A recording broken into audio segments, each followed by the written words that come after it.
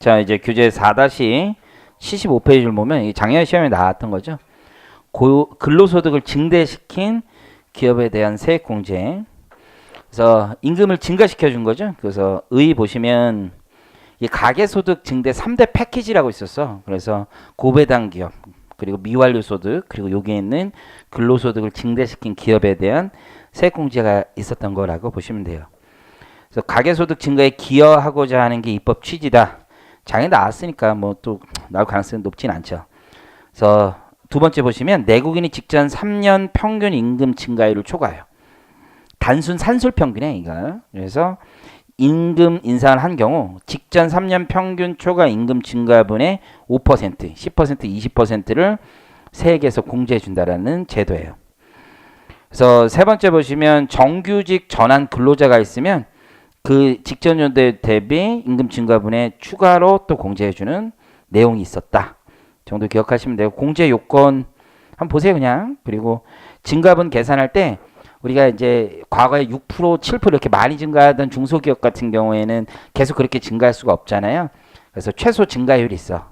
그게 지금 올해 시행령 개정돼서 3.9%인가 그런데 작년에 3.6이었고 그거 이상만 증가해도 되는 내용들이 있다라고 보시면 되고, 다음 페이지가 이제 중요한 거지. 5번이 중소기업 취업자에 대한 소득세 감면. 활용도가 되게 많은 거야. 그래서 아까 3번에 있었던 거하고 5번이 활용도가 많아.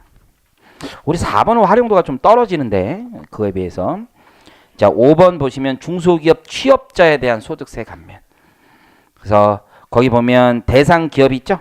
우선 대상 기업을 보니까 중소기업법에 따른 중소기업으로서 제조업 등 법률에 열거된 업종을 하는 기업에 취업을 해야 돼요. 그래서 이건 소비성 서비스업보다는 더 타이트한 거지. 그래서 아까 소비성 서비스업이 뭐냐고 여쭤보는 분이 있는데 지난주 강의를 다시 한번 들어볼 것. 그렇죠? 너무한 거지 지금. 자, 그런데 이제 문제는 뭐냐면 청년만 되는 게 아니라 거기 의의에 보시니까 60세 이상인 자, 장애인, 경단녀라고 해. 보통 경력 단절 여성이 중소기업에 취업하면 그 취업일로부터 3년, 청년은 올해 개정돼서 5년 동안 근로소득의 몇 퍼센트? 근로소득세의 70%, 청년은 90% 감면해. 어마무시하게 해주는 것 같은데 연간 과세 기간별로 150만 원. 여기서 모든 게 무너지죠. 150만 원. 근데 이제 청년들 같은 경우에 소득세 별로 안 나. 한 연봉 3천이잖아요. 소득세 한 150만 원도 안 남아 실제. 그래서 다 공제 받는다고 생각을 하시면 돼. 그래서 세무사 되신 분들이 이런 거를 어드바이스 안 해주면 기장하는데 큰일 나는 거야. 큰일 나. 대신에 어드바이스 안 해줬는데 사람들이 찾아와. 뭡니까 세무사님? 그러면 화를 내지 말고 죄송하다고 그러고 경정 청구하시면 돼요. 옆에 써. 경정 청구 가능해 이거.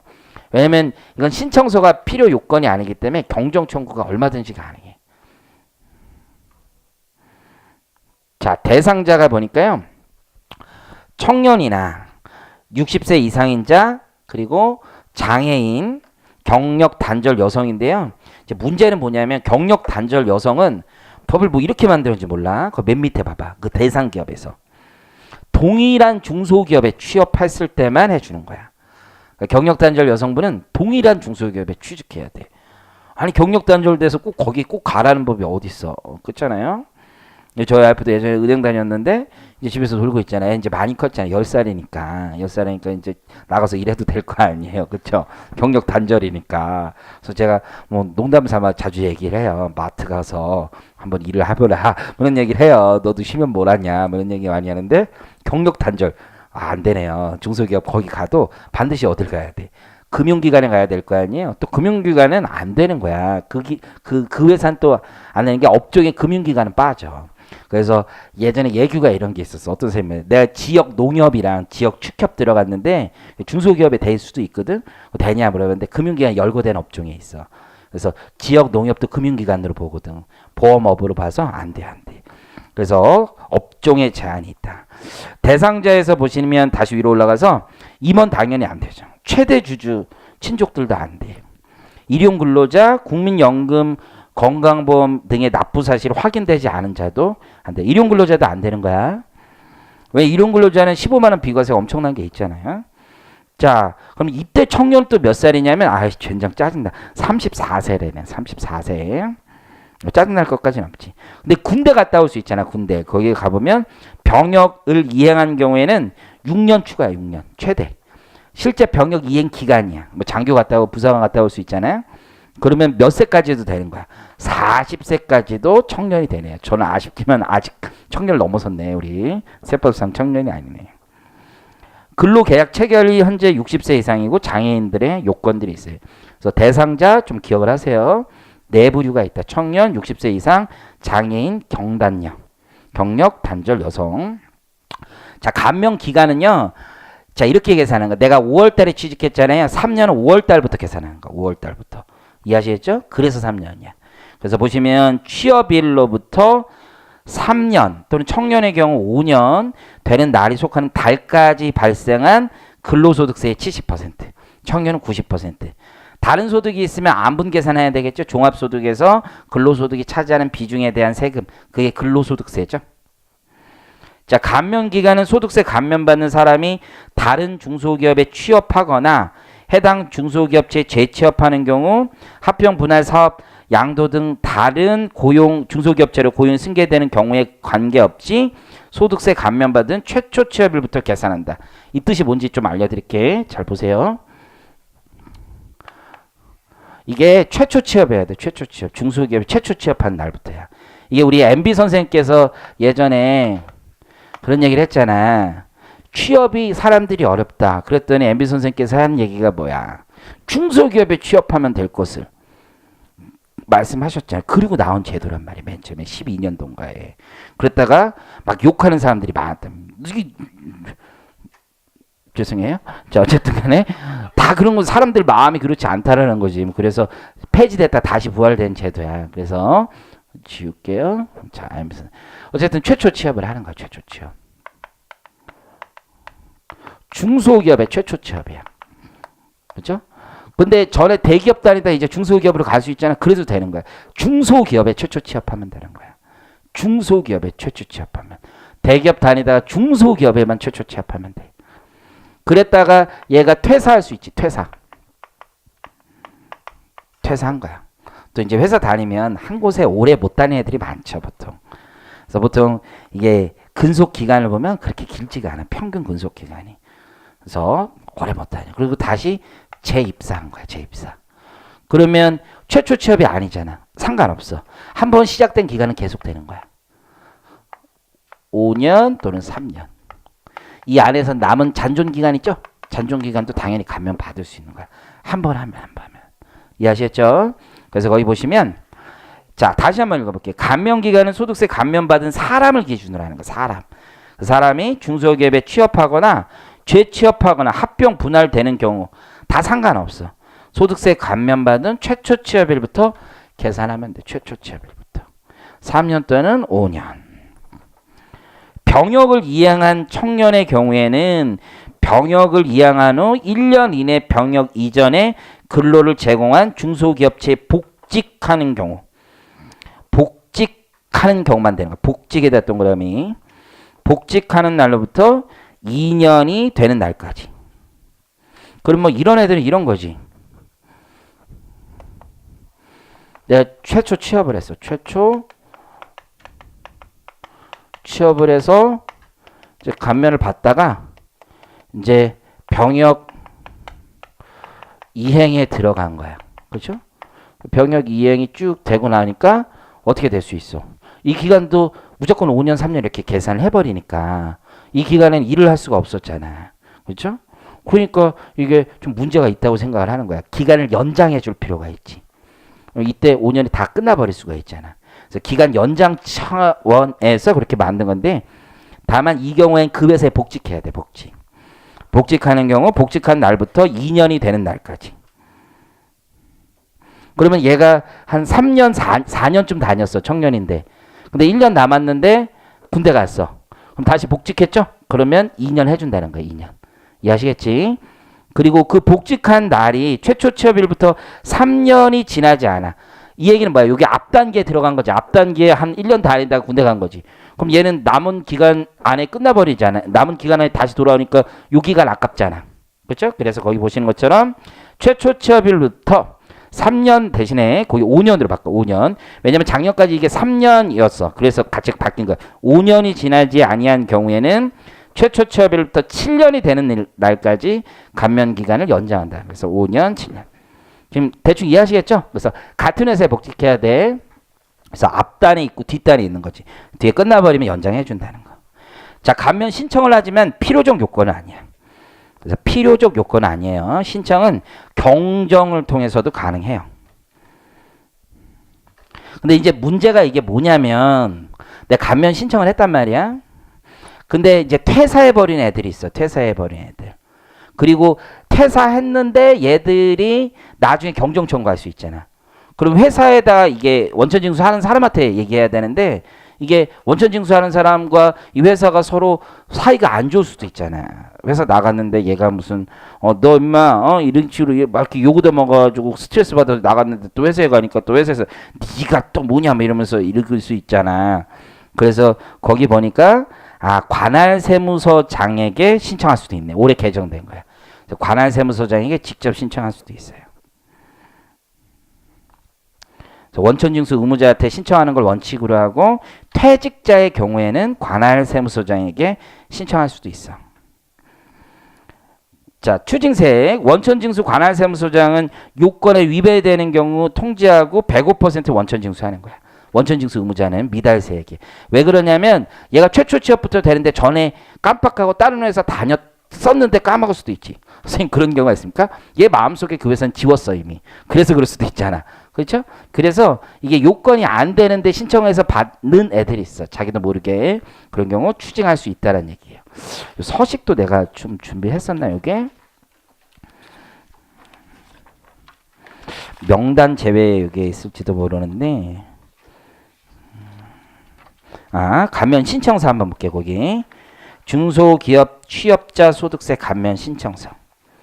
그래서 여러분들 친구들 중에서 중소기업 다니는 친구인데 이거 안 받은 친구 진짜 많아. 정말 많아. 정말. 그냥 세무서 사무실에 신경 안 써줘. 신경 안 써주니까 회사도 모르고 그냥 넘어가는 경우 있어. 경정에서 다 받아내실 수 있어. 정말 많아. 이게 대상인데 안 하는 사람이 우리나라에 내가 봤을 때 중소기업 취업자 중에 반은 넘을지도 몰라. 진짜로. 정말 많아. 정말. 어마무시하게 많아. 그렇죠? 근데 친구한테 잘 물어봐야 돼. 친구가 소득세를 원천징수 안 한 사람들도 있어. 그런 경우는 대상이 아니지. 원천징수 안 했다는 얘기는 뭐야? 사장님 매출 누락이 있으니까 이게 경비도 필요 없으니까 그냥 현금으로 다 준 거야. 그런 애들은 대상이 아니야. 그래서 아버지한테 가서 아버지 회사 직원들 이거 다 받을 수 있는데 근데 아버지가 막 얼굴을 붉히면서 그만 얘기해 막 이렇게 그러면 아버지가 이게 뭐가 야료가 있는 거야 이게. 그러니까 이게 현실에서는 원천징수 안 한 사람들 많아. 어쨌든 보면 감면 신청서 신청인 자기 이름 써야 되겠지. 주민번호 취업자 유형이 있네. 청년 거기 34세 있잖아. 34세 그게 그렇게 있구나. 이게 정부기관 문서인데 그대로 출력하는데 정부기관 문서에 왜 34세가 약간 색깔이 음영이 있지.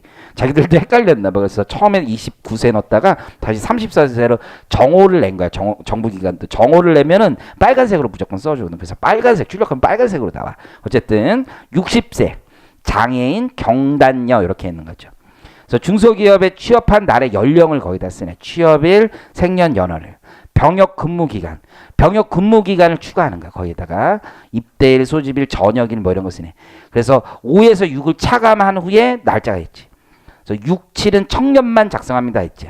청년만 병역 근무기간 있을 수 있으니까. 감면기간. 그래서 시작일 있지. 시작일. 2012년에 맨 처음에 이제 시작했던 제도야. 그래서 시작일 나와 있고 종료일 나와 있죠. 종료일. 근데 종료일 보니까 시작일로부터 3년, 청년 5년이 되는 날 가로치고 병역 이행 후 1년 이내 동일 중소기업에 복직하면 2년을 종료일로 해주겠다. 그렇죠? 3년 되는 날이 아니라 복직한 날로부터 2년이 되는 날로 가고 복직한 날이 최초 취업일로부터 5년이 아직 안 지났으면 종료일은 7년으로 해주겠다라고 되어 있는 거죠. 중간에 기간이 끊길 수 있으니까.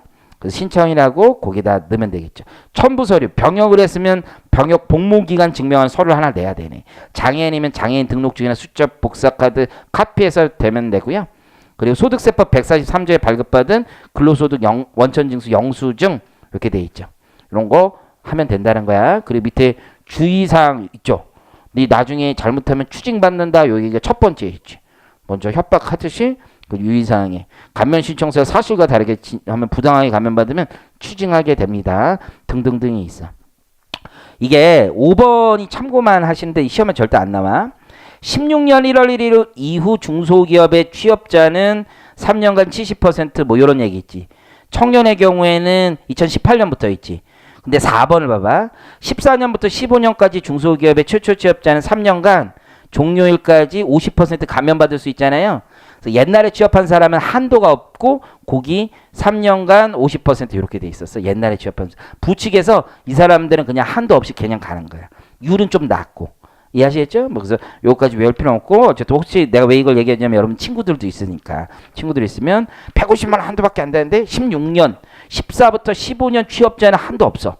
그렇잖아. 그러니까 그런 사람들 친구들 하면 경정 세액이 좀 나올 수 있잖아. 돈 많이 버는 친구들. 그쵸? 우리 친구들 놀아가네. 지금 너 다녔던 회사 너 이거 해본 적 없지? 다닐 때. 아 근로소득이 아니야. 이런 친구들이 많지. 왜냐하면 중소기업은 직원들에게 근로소득을 안 준 사람들 많아. 사업소득으로 준 사람 3.3%. 네, 4대 보험 내기 싫으니까. 그래서 너는 뭐다? 사업자다 이렇게 우기는 거야. 보통 미용실에 다니는 우리 머리 감겨주는 친구들 있잖아.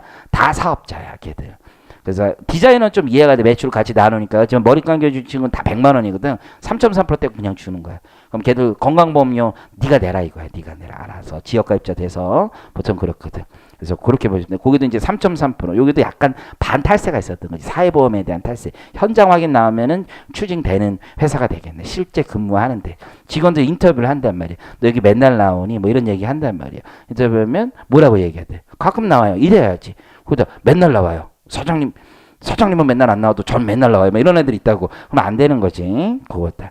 그래서 요거 되게 많이 안 받았어. 되게. 우리 친구도 뭐 회사 다녀본 적 있어요? 없어요? 지금까지 놀고 먹었어?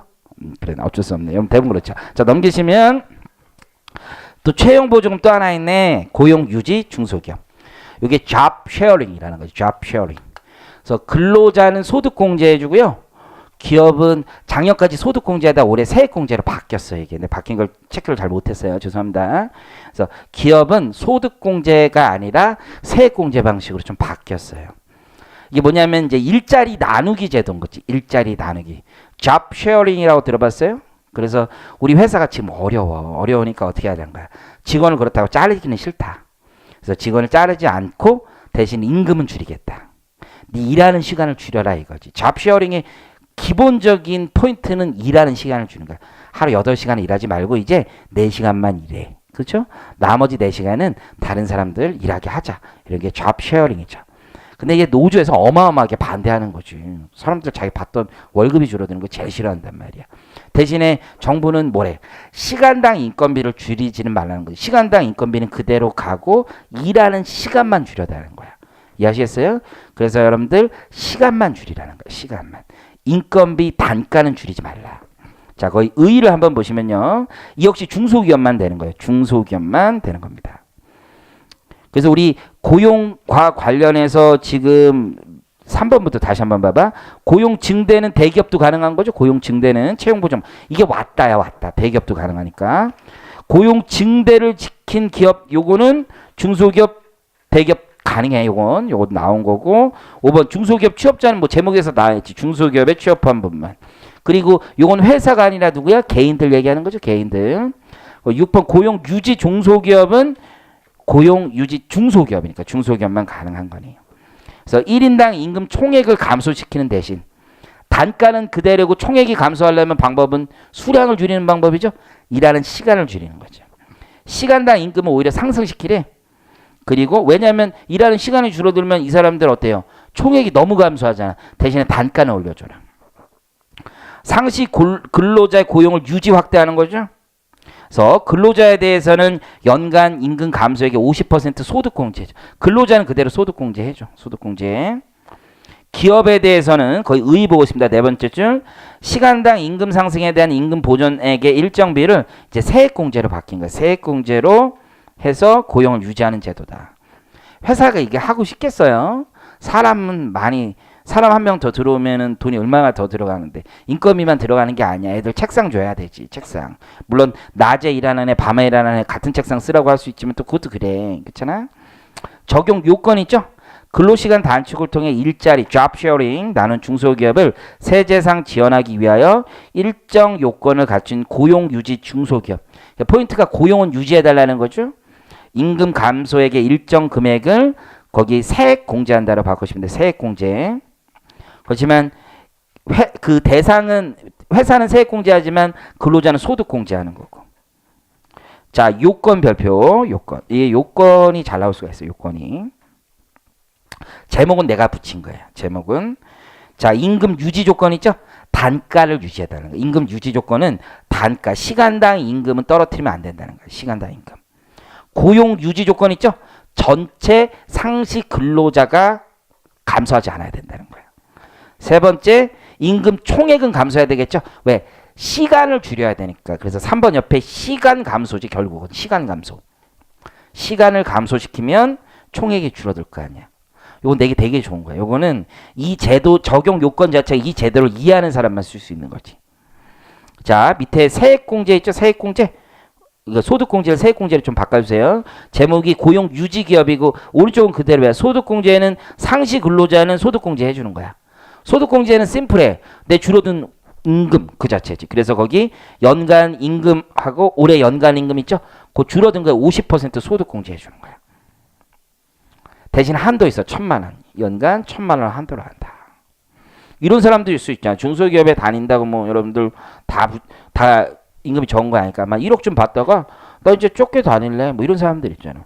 근데 좁게 다니면서 임금이 한 5천으로 줄었어. 그럼 5천만 원 50% 2,500을 소득공제 해주면 이 사람 세금 낼 게 없단 말이야. 그건 좀 너무한 거지. 그렇잖아. 사람이 일을 적게 하는 사람들도 많지. 여러분들 모 법무법인이 있어요. 예를 들어서 우리나라에서 굉장히 큰 그렇죠? 김 뭐 법무법인 뭐 있다고 쳐봐. 거의 그런 데 가잖아. 그럼 그 부류가 두 가지 부류가 있을 수가 있어. 이게 그냥 추정한다고 생각해줘. 9 to 6파가 있어요. 9 to 6파. 여러분들 이해하지 못하면 그냥 9시 출근 6시 퇴근하시는 분이 되게 많아. 거기 가면. 밤 늦게 일할 것 같지? 안 그래. 원래 부잣집 애들이야. 그냥 원래 엄청 부잣집 애들이. 9 to 6밖에 안 해. 절대 더 이상 일 안 해. 거긴 일하는 만큼 주거든. 완전히. 연봉도 일하는 만큼이야. 그 성과급이 더 많아. 훨씬 많아. 일하는 만큼이야. 일하는 것도 열심히 하면 위에서 막 일 줘. 그럼 더 많이 하는 타임 차지를 하기 때문에. 다.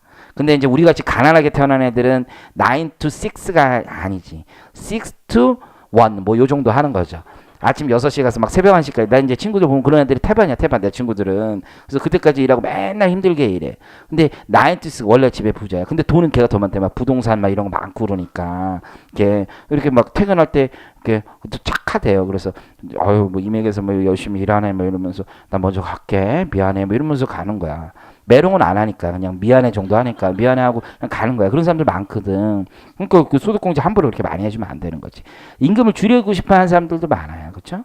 라이프 스타일이 좀 사람마다 다른 거지. 이제 저 같은 경우는 사실 생각해 보면 그냥 일만 하면서 사는 스타일인 것 같아. 뭐 이렇게 특별하게 재미를 느끼는 게 별로 없어. 인생에 재미를 느끼는 것보다 일만 하는 거지. 뭐 어쨌든 그래. 갑자기 마음이 그렇네요. 어쨌든 간에. 자, 어쨌든 여러분 그래도 여러분들은 이제 전문가 되셔서 열심히 하셔서 돈도 많이 벌고 좀 워라벨 그런 것도 좀 하시고 그러세요. 근데 워라벨 하면 리더십 이런 건 없어요. 리더십 이런 게 없어. 하나도. 전문가의 리더십은 어디서 나옵니까? 전문가의 리더십. 아주 중요한 말이야. 전문가의 리더. 내가 봤을 때 여러분 그 동의보감 봤어요? 동의보감? 허준 드라마 봤어? 예진아 씨 몰라? 몰라? 허준이란 드라마의 명작이지. 나 대학교 때 봤으니까 여러분들 태어나기 전에도 본 사람들. 근데 허준이란 드라마가 있어. 나도 이제 보면은 우리 회계사님이 얘기해 주신 건데 우리 나랑 이제 맨날 진짜 이게 맞는 것 같더라. 그분이 그런 얘기 하시더라고. 이제 나를 보면서 저희 원혜사님 참 리더십 있는 사람이다. 뭐 그런 얘기를 하면서 왜 갑자기 허준 얘기를 하는 그랬더니 그분이 이런 얘기 하신 거예요. 허준을 다 좋아한다 이거야. 예진아 씨도 좋아하고 그 동네 마을 사람도 좋아하고 왕도 좋아하고 다 좋아한다는 거야. 허준을. 다 허준을 좋아하는 거야. 리더십이 있는 거지. 근데 뭐 허준이 잘생겼냐 그런 것도 아니야. 허준이 뭐 특별한 게 무슨 인격이 너무 좋냐 뭐 꼭 그렇게 얘기할 수는 없어. 왕조차도 허준을 그렇게 좋아하는데 왜 그렇게 허준의 리더십이 있느냐라고 봤을 때 허준에 있어서는 모든 의료와 관련된 문제를 물어보면 허준이 늘 정답인 거야. 그래서 리더십이 나온다는 거지. 전문가는 원래 그런 게 리더십이라는 거야. 그러려면 겁나 공부해야 돼.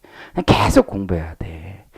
9 to 6는 있을 수 없는 일이야. 밥 먹으면서도 공부, 늘 세법 생각. 뭐 이래야지 여러분들 회사 가서도 누가 봐도 이 사람 얘기하면 다 맞는다. 이런 얘기가 나오죠. 근데 여러분들 친구들끼리도 얘기하는 거 보면 다 쓰레기 같은 얘기하고 서로 막 이런 얘기 하니까 리더십은 있을 수가 없지. 그렇잖아? 어쨌든 간에 그 마음속에 평생 지고 살. 내가 리더십이 있기 위해서는 뭐 알아야 돼. 직원들도 마찬가지야. 우리 회사님한테 물어보면 다 알려줘. 다. 그게 정답이에요. 그러면 믿고 따지. 월급 많이 준다고 한계가 있어. 한계가. 그렇죠? 어쨌든 간에 세액공제 같이 보시면 임금 감소액 보전분하고 임금 보전의 공제분의 합계예요. 합계. 그럼 동그라미 1번을 보시면 직전 과세년도 근로자 1인당 연간 임금 총액 있지. 총액. 이게 인당 인건비를 얘기하는 거야. 인당 인건비. 그러니까 총액이라고 되어 있지만 인당 인건비 총액. 그리고 해당 과세연도의 상시 근로자 임금 총액. 왜 직전이 먼저 있겠어 이건. 줄어든 걸 계산해야 되니까 전년도가 더 많겠지. 곱하기 상시 근로자 수 곱하기 50%가 아니라 세액공제로 바뀌면서 10%로 바뀌었어. 10%로. 그래서 임금 감소액 보전에는 전체 임금 감소액을 얘기하는 거지. 전체 임금 감소액. 두 번째는 임금 보전액 공제분이야. 이건 시간당 인건비지. 시간당 인건비. 그래서 당해 사업연도 해당 사업연도의 시간당 인건비에서 직전 사업연도의 시간당 인건비를 빼고 대신에 105% 원래 물가 인상률이 있으니까 그 105% 곱한 금액을 빼고 거기에다가 올해 근로자 수를 곱하는 거지. 그게 15%. 공제를 또 왜 이런 거지. 뭐 이게 밑에가 임금 고전의 총 고정분은 뭐 이렇게 여러분 원가에 보면 뭐 이런 개념이 AP에서 직전이니까 SP가 있고 여기 105%한 다음에 여기 수량을 곱하면 되는 거 아니야. 수량을. 이런 식으로 계산해 놓은 거지. 미안해. 잘 알지도 못하면서 어쨌든 간에 이런 식으로 계산하는 게 밑에 방식이야.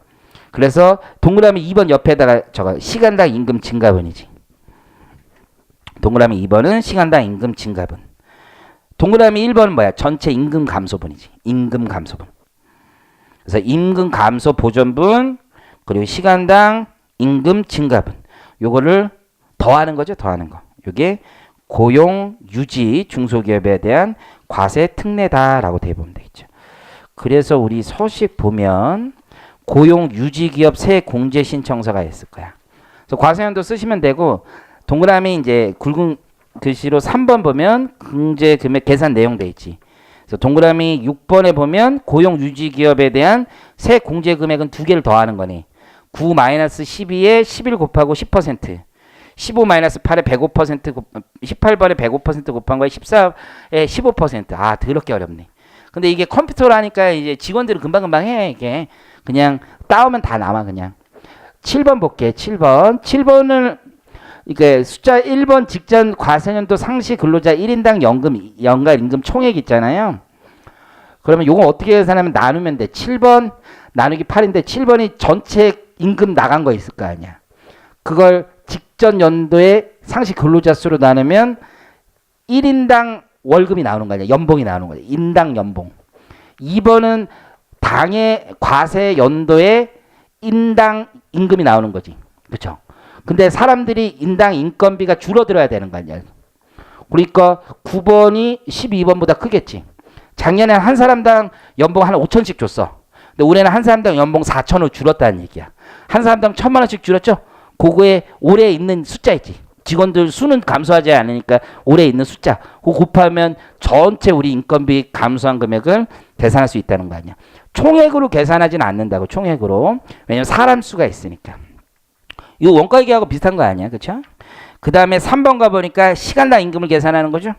그래서 해당 과세년대 임금 총액에서 시간당 임금은 시간 합계를 빼면 되겠죠. 합계로 나누면 되겠죠. 상시 근로자의 근로시간 합계. 이거 받으려면 근로시간을 다 카운트해야 되는 거야. 이것 때문에 현실적으로 조금 힘들어. 그 다음에 상시 근로자 1인당 임금이 나오겠지. 4번 직전년도 똑같이 계산하는 거죠. 그래서 거기 15번하고 18번이 나오는 거잖아요.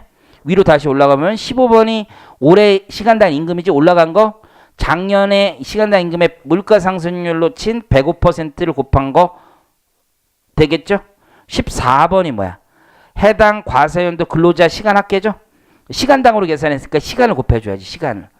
안 그러면 시간당 5만 원인데 5만 원을 15% 해봐야 얼마가 되겠어. 총 시간을 곱해줘야지 금액이 빵 터지겠지. 그렇죠? 그런 다음에 거기에 15% 해준다는 거예요. 이런 거 한번 보시면 느낌이 오니까 느낌이. 그래서 아 요런 제도가 있구나. 고용유지, 중소기업 등에 대한 과세 특례. 자, 그 다음 사회보험료 세액공제. 사회보험료 세액공제. 오른쪽에 가보면 기업이 되게 부담스러워하는 것 중에 하나가 뭐냐면요. 직원을 채용하면 4대 보험이라는 게 나가. 그래서 건강보험, 국민연금, 그렇죠? 고용보험, 산재 이런 게 나가. 이게 너무 나가니까 사람들이 힘들어하는 거야. 그래서 그걸 지원해 주는 거지, 세금으로. 그래서 첫 번째 보시면 중소기업 고용에 따른 사회보험료 부담을 완화하여 고용 확대를 유인하고 역시 일자리 창출 지원이죠. 상시 근로자 수가 증가해야 돼. 역시 근로자 수를 줄여가면서는 절대 지원 안 해줘. 사회보험료의 50%. 이걸 어떻게 외워? 신성장 서비스업을 하는 애들은 75%, 청년이나 경력 단절 여성은 100% 지원해 준대. 세액 공제해 준다는 거죠. 그래서 보통 인건비를 한 달에 300만 원 정도 주잖아요. 그럼 4대 보험으로 회사가 부담하는 돈이 한 30만 원 정도 돼. 한 10% 정도 돼. 왜냐면 건강보험 한 3% 정도 내주고 국민연금 4.5% 정도 내. 그럼 두 개 합치면 8%잖아. 거의 고용보험 한 0.5% 정도 내주고 이거저거 합치면 거의 10%가 육박해. 그 돈 빼주겠다는 거죠. 그래서 신규 고용에 따른 사용자 추가 사업보험료에 대한 세제 지원이에요. 근데 이것도 금액을 여기는 이제 단순하겠지만 실제 서식을 보면 실제 내주는 금액으로 계산하는 게 아니라 이것도 환산해 다. 직원 수 환산하고 이렇게 증가된 인원수의 사회보험 요율을 다 곱하는 방식이 있어. 그냥 그 참고만 하시면 되고 사회보험은 요거는 상식으로 알아두세요. 거기 국민연금, 고용보험, 산업재해보상보험, 국민건강보험, 장기요양보험 체크해 두시고 보니까 고용 증가 인원을 계산하죠. 인원에다가 사회보험료 상당액 곱하고 거기 이렇게 잡는 거야. 세액공제액은. 사회보험료 상당액은 평균 임금에다가 얘네 사회보험료를 곱하면 사회보험료 나온 게 되겠지. 사회보험료 상당액은 직원 수 곱하기 뭐 하면 돼? 직원 수 곱하기 여기 사회보험 요율이 있을 거 아니야. 한 10% 정도 되면 그거 곱하면 사회보험료 상당액이 나온다고. 그거에다가 증가 인원을 곱해 주는 거죠. 상시 근로자가 감소하지 않은 경우에는 공제받은 과세연도 종료로부터 1년이 되는 날까지 추가 공제가 가능하다. 맨 밑에 있는 건 그냥 편하게 보시면 되는데 아주 영세한 애들 있어. 10명 미만이면서 과표 5억 이하인 기업은 신규 가입 근로자 2년 동안 50% 해주는데 이건 몰라도 돼. 왜냐하면 이 신규 가입자도 최저임금 수준을 받는 사람들만 되는 게. 그냥 넘기시고 아유 이건 또 뭐야. 또 우리 MB 선생님이 만드신 거지 제도가. 마이스터고라고 들어봤어? 마이스터고? 그렇지. 특성화고 병역 이행 복직. 얘도 복직을 어디 해야 돼? 반드시 그 회사에 복직해야 돼. 내가 고등학교 졸업하고 취업했다가 군대 갔을 거 아니에요? 그리고 다시 오는 거야. 그러면 그 회사에 취업하면 그 회사도 일이 이제 손이 익었던 애가 나갔다가 이제 군대 갔다 오면 또 군대 갔다 왔을 거 아니야. 우리 친구가. 그치? 그치? 군대 갔다 오면 뭐가 돼? 바보래요. 내가 한 얘기는 아니야. 이 친구가 한 얘기라고. 그러면 그런 사람들이 있을 수 있으니까 저는 그런 생각하지 않습니다. 어쨌든 이 친구가 하는 얘기야. 이 친구가 하는 얘기를 들어보니까 바보가 된대요. 그러면 회사에서도 취업시키기가 좀 부담스러울 수 있잖아. 세금 빼주겠다 이거야. 손 익을 때까지. 그래서 거기 보시면 중소 또는 중견기업이 말이 더럽게 어렵네. 산업수용 맞춤형 고등학교 졸업생을 고용하게 되면 그 근로자가 병역 이행 후 복직한 경우에는 그 회사에 복직해야 돼. 그리고 1년 이내 복직해야 돼. 애들이 놀다 다시 오면 안 돼. 1년 이내 복직하면 2년 이내 지급한 인건비의 30%, 중견기업은 15%를 법인세에서 공제해 준대. 뭐 나오긴 좀 어려운 것 같고 거기 주의할 것은 나와 있죠. 그림 한번 보면 돼. 그래서 졸업을 했어 애가. 그러고 바로 취업을 하는 거야 거기. 언제까지 취업을 하는 거 해당 회사에 2년 이내 취업해야 돼. 졸업 후 꾀임만 하다가 와도 되는데 2년 안에는 취업을 해줘야 돼. 2년 안에. 그런 다음에 다니다가 군입대를 한 거지. 그리고 제대를 해. 전역을 해. 그런 다음에 복직을 1년 이내 해줘야 돼. 그래야지 그 복직한 날로부터 2년간 인건비를 공제해준다는 거예요. 이해하시겠죠? 자, 밑에 별표. 밑에 경력 단절 여성 재고용. 그래서 내 생각에는 중요한 게 중소기업 취업자 고용 그 다시 한번 정리해보면 3번 고용증대세제 중요한 거고 4번은 작년에 나왔으니까 중소기업 취업자 중요한 거고 고용유지기업에서 적용 요건 잘 기억하시고 그 다음에 사회보험료 공제는 제목 정도 그리고 이 취지 정도 좀 기억하시면 되고 특성하고는 잘 모르겠고 경단녀 이거 올해 정부의 작품 중에 하나야. 경단녀 여성 재고용인데 옆에가 더 중요하네. 육아휴직 복직자에 대한 어떤 세제 혜택이 있다. 육아휴직. 육아휴직이 뭐야? 이제 애 낳고 들어가는 거지. 근데 이제 우리나라는 육아휴직은 당연히 원칙적으로 누가 들어간다고 생각해? 여자분들이 출산한 자가 들어간다고 생각하지만 법률에 따르면 육아휴직은 남자도 할 수 있는 거야. 애 키우는 거니까. 그렇죠? 그 여타 선진국들은 남자들이 육아휴직 많이 들어가잖아. 우리나라도 공무원분들은 많이 들어가. 공무원분들은 육아휴직 많이 들어가서 공부하시죠, 보통. 그래서 공무원분들, 세무 공무원분들도요. 보통 육아휴직 들어가서 세무사 공부하는 분들이 그렇게 많습니다. 실제 육아휴직 해나면. 그래서 육아휴직 했을 때 복직자 뽑아주는 거 있죠? 그때 세제 혜택이 있다는 거야. 경단녀하고 좀 비슷하지만 같은 조문에 있어. 그래서 경력 단절 여성이 이게 29조의 3인가 그럴까? 29조의 3에 여기 1항이 경단녀고 2항이 올해 새로 남긴 육아휴직 복직자라고 보시면 돼. 이해하시겠죠? 자, 그러면 요건이 있네. 요건. 대상자. 경단녀는 이런 사람이래요. 일단 옛날에 1년 이상 근무를 했어야 돼. 그 회사한테. 1년 이상. 그리고 사유는 비슷해. 임신, 출산, 육아의 사유로 기업에서 퇴직했어야 돼. 세 번째가 이제 제일 중요한 건데 퇴직한 날로부터 경력이 단절된 사람이어야 돼. 3년 지났어야 돼. 3년. 그래야 경력이 단절되지. 3년 지났다가 10년 미만의 기간이 지났을 것. 그죠? 3년에서 10년 사이. 이 사람 경력이 단절된다는 거 다 까먹었다는 얘기죠. 그런 친구들 있잖아요. 근데 학교 다닐 때 뭐 세무사 공부하다가 취업했다가 다시 세무사 공부하는 친구들이 있단 말이야. 경력 단절이죠. 그렇잖아. 이거 다 까먹었죠. 기억 하나도 안 나지. 그치? 그 정도죠. 물론 여러분은 한 이틀이면 경력 단절이 되는 것 같은데요. 어쨌든 간에 경력 단절의 기간 개념이야. 근데 아버지 회사 다시 취업하는 애들은 뭐 이거는 무슨 그냥 금수저일 뿐이잖아. 그래서 거기 동그라미 4번은 최대 주주, 최대 출자자와 특수관계냐 아니야지. 아버지 회사 취업했다고 경단녀까지 해줘? 아니죠. 얘는 경력이 안 단절돼 있지. 아버지랑 저녁 식사하면서 항상 얘기를 했으니까 경력은 그대로 있는 거야. 육아휴직 복직자는요. 역시 똑같아. 1년 이상 근무했어야 돼. 그리고 육아휴직을 했어야지. 그리고 거기다가 2번에다 잘 체크하면 돼. 육아휴직 기간이 연속하여 6개월 이상이면 돼. 6개월 이상 육아휴직. 역시 최대 주주, 최대 출자자나 그의 특수관계인이 아니면 돼. 자, 오른쪽 공제세액 있죠? 여러분 경단녀 있잖아. 경단녀 이거 육아휴직 복직은 중소기업 여부하고 상관없는 거야. 이거 대기업도 많이 받을 수 있는 거야. 그래서 중소기업 여부 상관없어. 중소기업 아니라도 받을 수 있어. 경단녀는 그 취지가 굉장히 별표 취지가 중요한데 오른쪽 가보시면 인건비 지원해 주는 거지. 세액공제로 인건비 지원해서 기업의 고용 부담을 완화해 주는 거야. 기업의 고용 부담 완화해 주는 거야. 근데 육아휴직 복직자는 선제적인 지원 제도라고 해. 그래서 취지를 보니까요. 야, 육아휴직 많이 시켜줘. 빨리. 니네 세금 공제해 줄 테니까. 시키라는 거야. 경단녀는 자기가 먼저 나갔다가 들어오는 거지. 근데 육아휴직은 개념이 기업에서 많이 육아휴직 장려해라. 세액 공제 해줄 테니까. 그래서 육아휴직을 장려하는 게 목적이야. 장려해라. 세금 공제해 줄 테니까. 그래서 육아휴직 하면 인건비 1년치에 10%, 중견기업은 5%. 그렇죠? 요 정도 해주겠다는 거야. 근데 한 번만 안 돼. 애는 2명, 3명 낳지 말아야 되나 봐. 자녀 한 명에 한 차례. 그렇죠? 한 명당 한 차례 한정하여. 근데 이렇게 표현하면 2명, 3명도 되겠네. 한 명당 한 차례니까. 한 명당 2차례는 잘 안 주는데 어쨌든. 근데 요즘 대기업 2차례도 주더라고. 총 2년인데 앞에 1년, 뒤에 1년 이렇게 또 많이 쓰더라고. 어쨌든 한 명당 2명 놔도 돼요. 죄송해요. 2명 놔도 돼. 저도 하나밖에 없어서 이런 선입견이 있었나 본데요. 어쨌든 2명. 자, 오른쪽에 중소기업 성과 보상 기금이라고 돼 있죠? 자, 요게 내일 채무 공채 요런 거 비슷한 건데, 자, 보세요.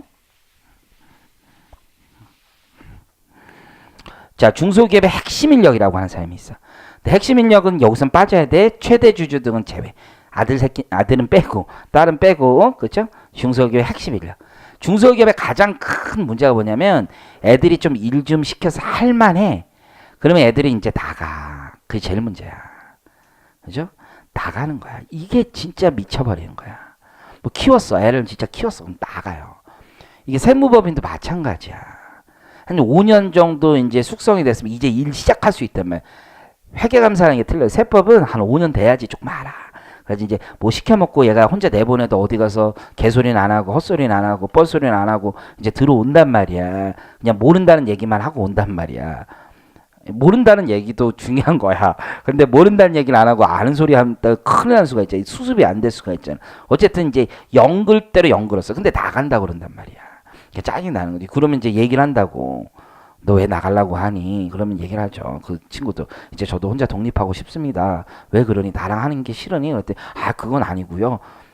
좋은데 그래도 뭐 제가 혼자서 계획하는 게 낫지 않습니까? 뭐 이런 얘기 막 해요. 그러면 뭘 원하니? 그랬더니 아니요. 전 일단 나가고 싶습니다. 그러면 연봉을 좀 올려주면 되니? 그랬더니 꼭 그렇지는 않고요. 뭐 이렇게 약간 뜸 들이면 이제 연봉 올라가 그러는 거지. 보통 딜 하는 거지, 딜. 그래서 이제 연거였어. 근데 나가는 거야. 그러니까 이걸 좀 오래 잡고 싶은 거야. 최소 5년은 잡고 싶은 거라고. 그래서 어떻게 하냐면 이렇게 하는 거야. 통장을 하나 만들어. 내일 채무 공채라서 통장을 하나 만들어서 이렇게 하는 거야. 정부도 지원해 줄게.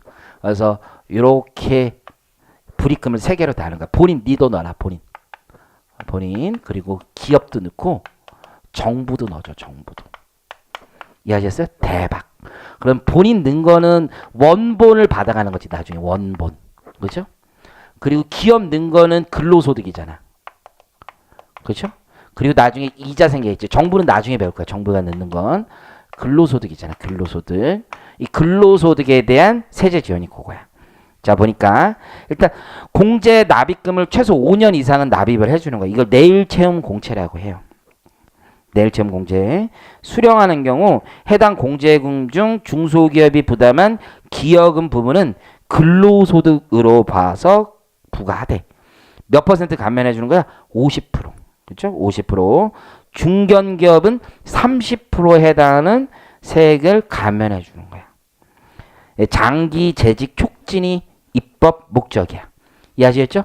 그럼 요 이자 받는 거 이자 소득세로 과세. 그냥 요거는 이자 소득세로 과세한다. 쫓아오시겠죠? 이거는 회계법인 세무법인도 돼. 그래서 우리 회계법인도 이 제도 해.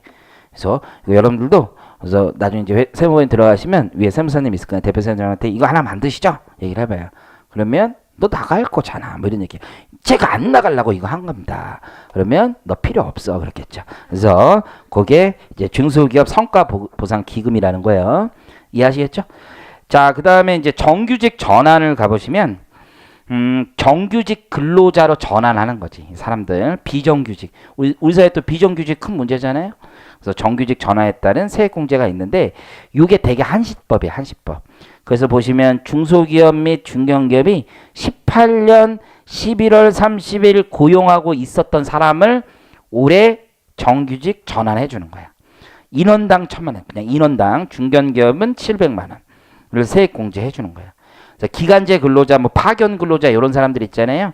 이런 사람들 해주는 거야. 두 번째 꽁표시 보면 정규직 전환은 이런 사람들이래요. 기간에 정함이 없는 근로계약을 체결한 근로자로 전환하거나 정규직의 범위는 좀 넓어. 그래서 기간에 정함이 없는 무기계약직이라고 들어봤어요? 그것도 정규직으로 봐주는 거야 지금. 아니면 파견, 촉탁이라고 부르는 거 들어봤어요? 촉탁? 처음 들어봤어요? 촉탁 직원들이 있어요. 촉탁 직원을 사업주가 직접 고용하는 거야. 촉탁 직원이 우리 회사 직원이 아니라 저쪽 회사가 파견해 준 거거든. 내가 고용하잖아. 이런 것도 다 정규직으로 보는 거야. 이해하시겠죠? 촉탁 기업에서 그 사람 원래 정규직이었어. 계속. 그렇지. 파견 회사, 인력 파견 업체가 있다고. 거기 정규직으로 있는데 여기 대기업 가서 일하는 거야. 촉탁. 이해하시겠죠?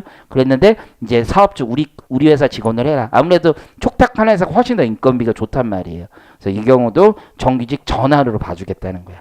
그래서 직접 고용해 주는 경우 넘기세요. 82페이지에 있는 건 수수 참고예요. 참고.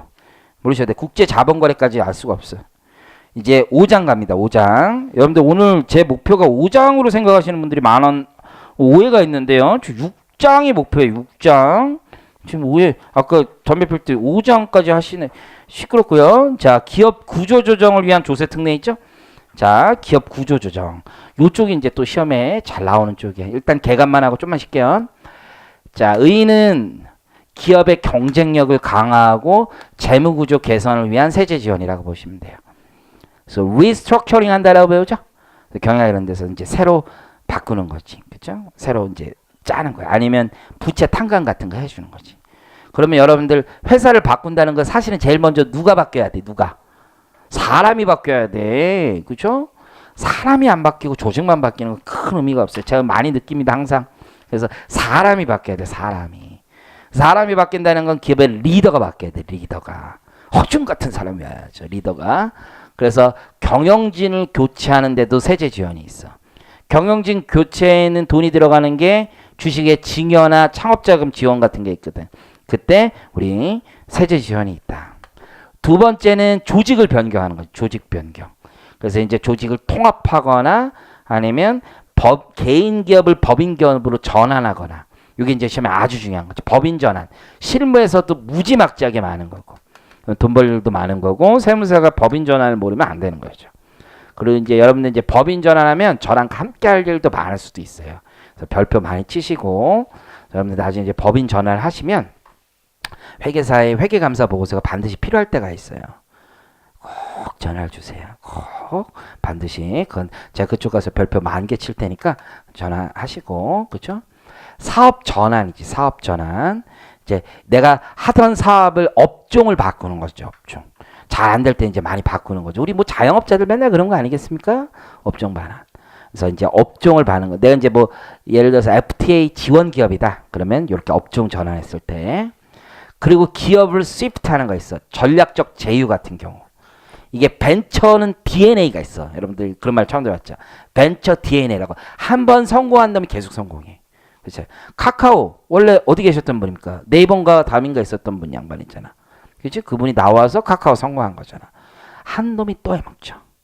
한 사람이 또 성공해 보통. 벤처 DNA가 있으니까 네가 다른 것도 좀 한번 차려봐라. 내가 세제 지원해줄게. 이제 이런 제도가 있고요. 기업 재무 구조를 개선하는데 지원 제도 있지. 빚을 탕감해 주는 거야. 그죠? 이때 이제 세금이 무지하게 많이 나오지. 왜? 빚을 탕감하기 위해서 내가 있는 자산을 팔 수가 있잖아요. 일단 내가 스스로 정리할 수 있죠. 자산 양도소득이 나오겠지. 이거 어떻게 해결이 돼야지 위해서 살아날 거 아니야. 채무 면제액이 나올 수도 있죠. 그것도 어떻게 해줘야지 살아날 거 아니야. 그럼 채무를 면제하는 쪽도 송금 인정해줘야지 어떻게 살아날 거 아니야. 이제 그쪽에 대한 얘기들. 이게 기업 구조조정에 대한 조세 특례 제도라고 보시면 돼요. 일단 개간이 그렇고 교재 84부터 85페이지까지는 요약된 내용이라고 보시면 돼요. 그래서 거기 잠깐만 보면 기업 구조조정은 이런 게 있다. 첫 번째 세제 지원도 그런 게 있다. 세 번째 꼭 표시 볼게요. 조세특례 제한법에서는 주무부처의 승인을 얻은 사업 재편, 기업 구조조정에 대해서도 별도의 특례를 두고 있어. 뒤에 조특법 뒤에 장에 조문이 되게 많아. 근데 그거는 거기 여기서 얘기하는 기업 재무구조 개선이 있거든요. 그것과 거의 일치한다고 생각하시면 돼요. 여러분들 한 2, 3년 전에 신문에서 원샷법이라고 많이 문제가 됐었던 법률이 있거든요. 그 원샷법에 나오는 내용이라고 보시면 돼. 이제 선제적 대응이다라고 보시면 되고 거기 교재 이제 쉬었다가 86페이지에는 창업자금 및 가업승계부터 배울게요. 이 가업승계는 사실 어떻게 보면 그냥 상속증여세의 어떤 특례 규정인데 넓은 의미에서 보면 기업 구조조정과 관련되어 있기 때문에 우리 조세특례 제한법의 편제도 이렇게 넣어놨어요. 법조문의 편제 자체가 좀 쉬었다 하겠습니다.